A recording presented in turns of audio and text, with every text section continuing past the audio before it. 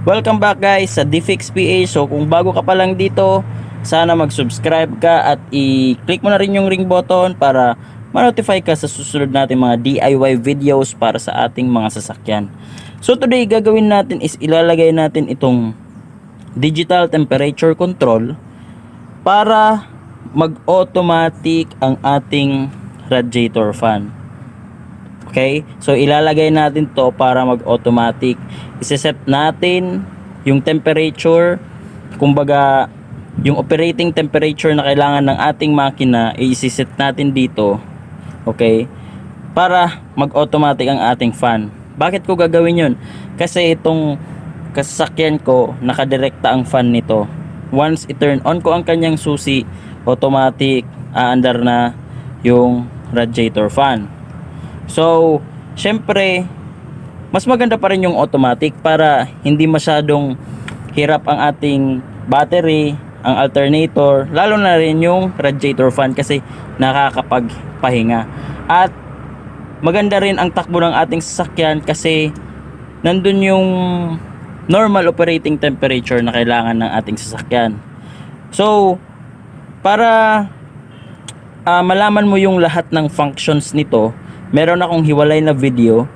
I-click mo na lang yung link sa baba at malaman mo na rin yung functions niya kung paano natin i-adjust at lahat-lahat na. Okay? So this tutorial is how to install, how to use this digital temperature controller for our radiator fans. Okay? So, let's start guys.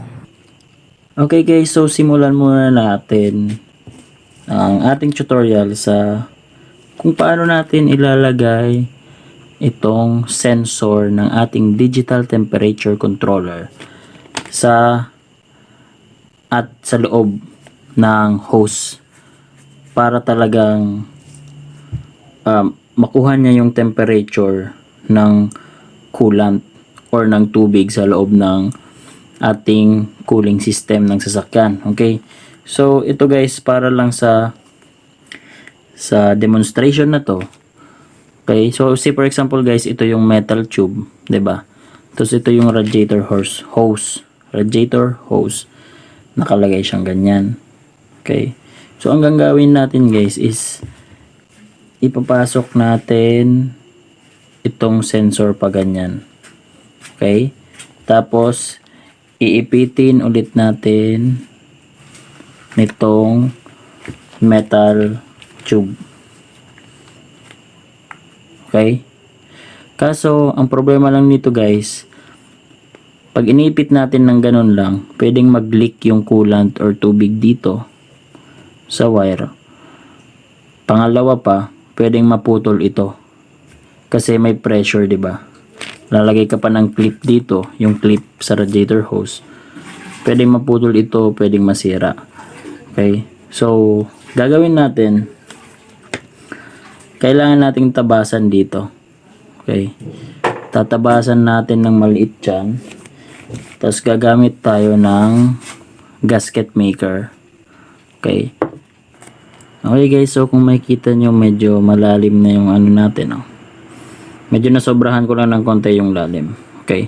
Pero, at least, kuha nyo na yung idea. So, ganito lang. Papasok na natin siya guys dito pa ganyan. Okay? Kaso ang problema guys, pwedeng magkaroon ng leak dito. So ang gagawin natin, gagamitan natin siya ng gasket maker. Okay? So simple lang. Kuha tayo ng gasket maker. Okay? Lalagyan natin to. Okay. Tapos, lalagay na rin natin to. Damihan lang natin para siguradong walang leak. Lalo na dito sa dulo. Okay. So, ilalagay ko na to.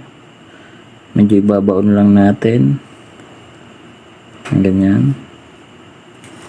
Tapos, lalagyan pa natin ng gasket maker. Okay.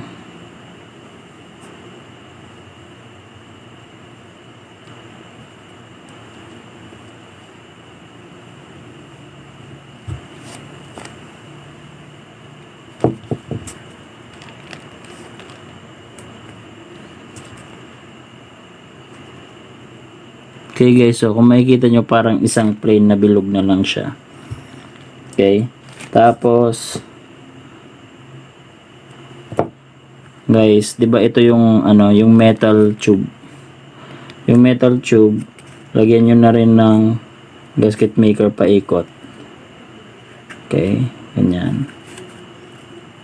Okay. Huwag nyo nang tipirin guys yung gasket maker para siguradong walang leak. Okay. By the way guys, pwede nating baguhin ito. Please subscribe sa channel natin para baguhan natin ito ng mas maganda. Okay, nag-iisip pa ako kung paano natin magagawang mas maganda siya. Okay, so kung makikita nyo guys, so ganyan na siya. Pantay na yan. Sa ilalim nitong wire, meron siyang gasket maker. Sa ibabaw, meron din gasket maker. Tapos itong metal tube, meron din gasket maker. Tapos ilalagay na natin siya guys. Okay.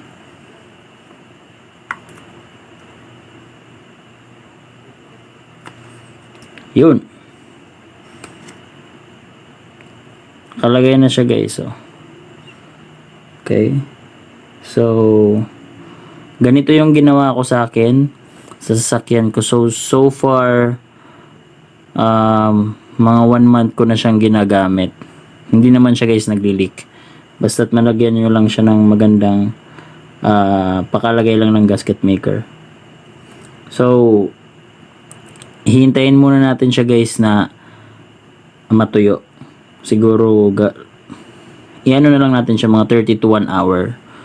Okay, para siguradong tuyo. By the way pala guys, bago nyo ilagay yung gasket maker, mas maganda tuyo yung metal at yung radiator hose. Okay, mas maganda kung tuyo siya. Okay, so ganito na guys, yung ano natin, yung sensor natin nasa loob na ng cooling system. So kung makikita nyo, yan o, puno siya ng gasket maker. So hindi yan basta-basta magli-leak guys. Okay, tapos meron ka pang gasket maker dito sa metal hose. So let's continue. Nga pala guys, 'di ba itong wire ng sensor is napakaiksi lang. Okay? Walang problema guys. Pwede niyo putulin 'yan. Okay? Dalawang wires lang naman 'yan. Okay? Pwede niyo dugtungan guys. Okay lang na mabaliktad 'yan. Okay?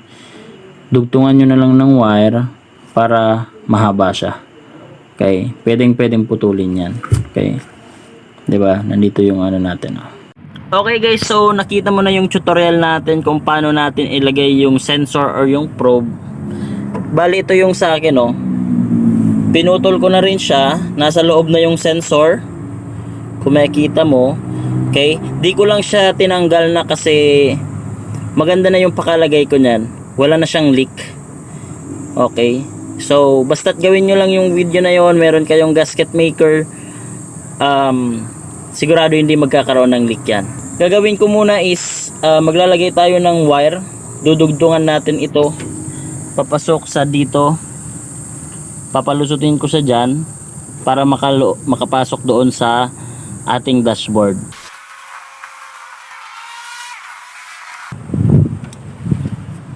Okay guys, so dinugtungan ko na yung ating dalawang wire, yung sensor. Okay, lalagyan ko lang ng electrical tape.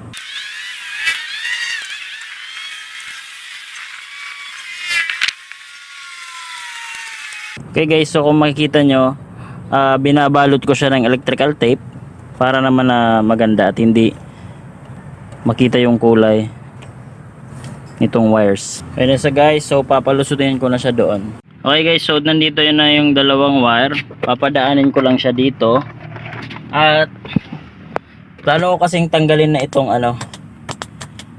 itong sa heater kasi hindi naman ito nagagamit dito sa atin sa Pilipinas.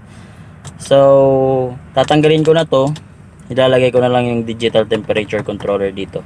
Okay, so ilagay ko lang yung wire, tapos papalusutin ko na yung digital temperature controller dito.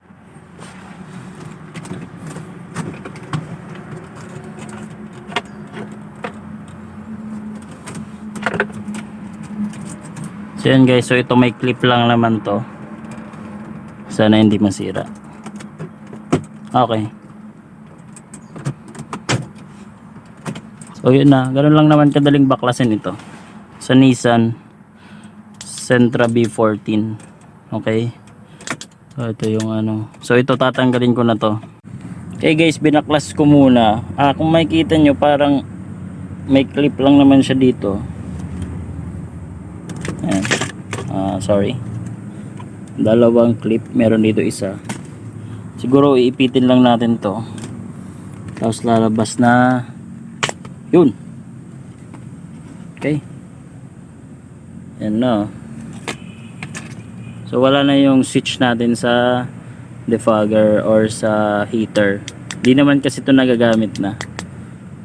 Okay. Siguro kung ano, kung lugar nyo is Baguio, feeling ko pwede nyong magamit talaga yung heater eh. Di ko lang alam kasi di pa rin naman nakapunta ng Baguio. Okay guys, so kung makikita nyo, binalik ko muna siya. Mamaya ko na lang i-fit ito dito. Ang importante sa ngayon is pagpatuloy muna natin yung tutorial. Okay. So again, ito na yung dalawang wires na galing sa ating sensor, sa ating probe. So i-connect lang natin siya guys dito.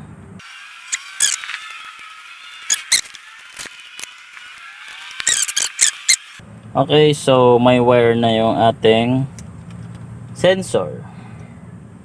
Okay, ito yung wires ng sensor papunta doon sa ating sensor mismo. Yung dalawang wire na pinutol natin.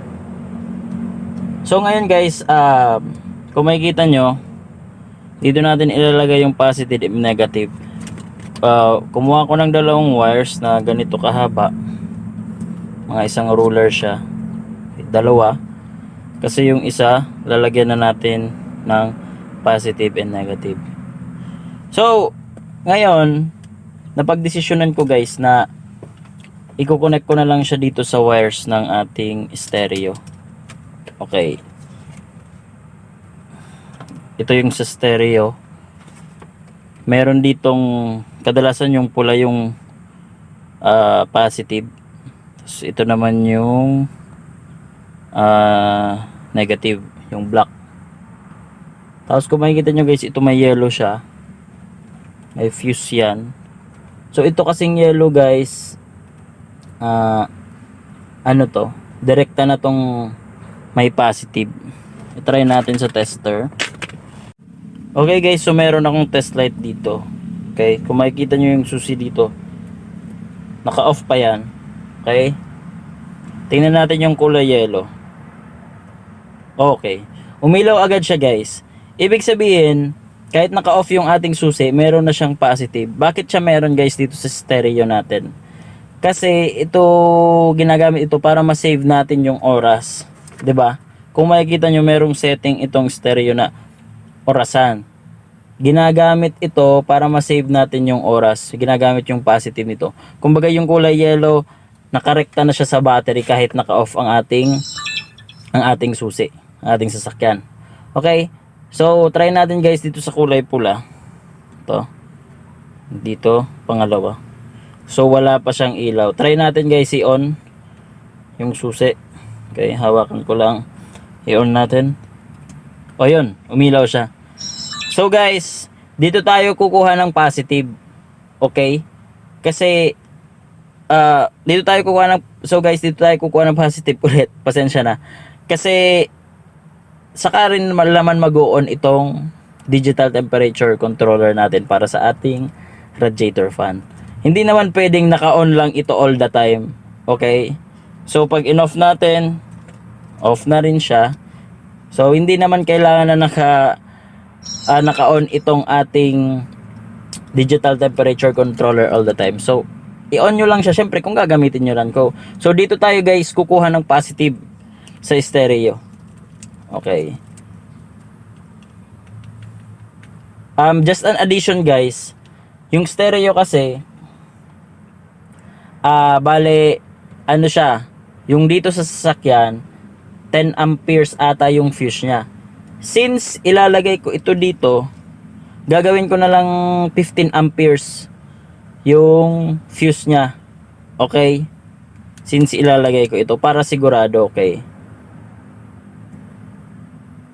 So gagawin ko na guys.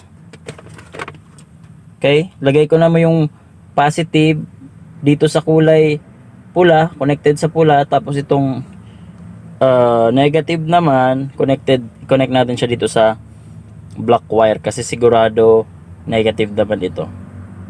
Okay, so gagawin ko lang guys.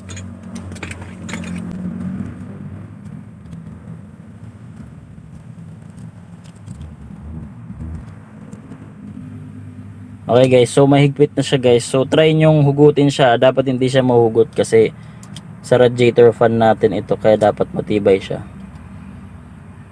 Hindi na siya basta-basta matatanggal. Okay, so make sure na lang guys na walang wire na lalabas dyan ha. Kasi baka dumikit siya dito sa negative. Mag-grounded yan guys ha. Make sure nyo na lang. Okay, yung isang wire naman is sa negative na natin ilalagay.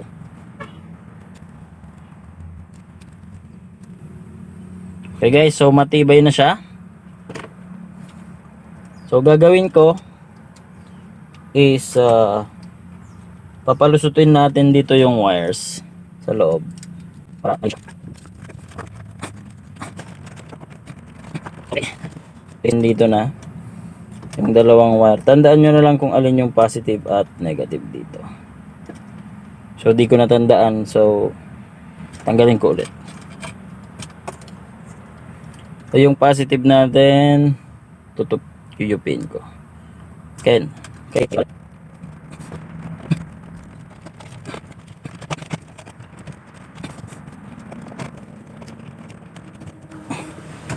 Okay guys. So nandito na yung ating dalawang wire. So ito yung tinupi ko. So ito yung positive natin. And ito naman yung negative. Yun na guys, so nandito na yung ating dalawang wires. Again, ito yung ating positive at ito naman yung negative. Yan guys, again, dito natin sa pula ilalagay ito. So, may pinutol na ako dito. Pinutol ko na yung pula. So, itatap natin siya guys dito. Okay, make sure nyo lang guys na maganda yung connection yan.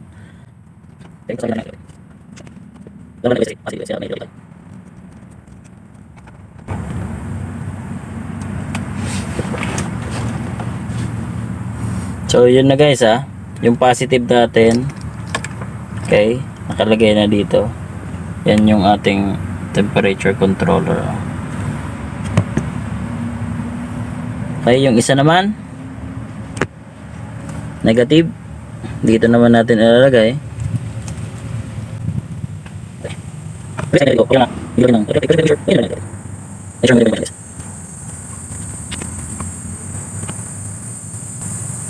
Okay guys, so meron na tayo positive at negative para sa ating temperature controller. Okay, so try natin guys. Tanggalin ko lang. So try natin kung talagang magti-turn on siya pag ating sinusian. Okay, let's try. Okay yun guys, oh. Pinag-on ko siya yung accessories, tapos nag-turn on na ang ating temperature controller. Okay, so kung dyan na yan nakalagay mamaya, maganda na yan guys.